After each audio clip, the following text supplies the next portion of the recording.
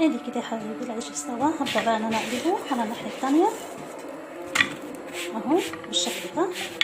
مفيش اسهل من كده. عايزه اقول لكم ان خلاص القرآن بتاع المغرب فتح، وانا كمان قربت هخلص بقى الكمية كلها واوريها لكم في شكلها النهائي.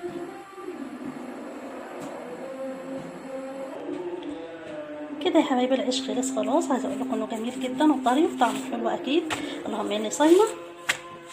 جربوه ان شاء الله هيعجبكم.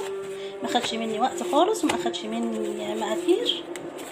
ينفع بقى سندوتشات وينفع ان احنا ناكله كده على حسب رغبتنا. يا رب الفيديو النهارده يكون عجبكم ونال رضاكم. لو عجبكم ما تنسونيش في اللايك، وحبايبي لاول مره يشوفوني يشتركوا معايا وفعلوا الجرس عشان يوصلهم كل جديد. وكل سنه وانتم طيبين، وان شاء الله ربنا يتقبل صيامنا. والسلام عليكم ورحمه الله وبركاته.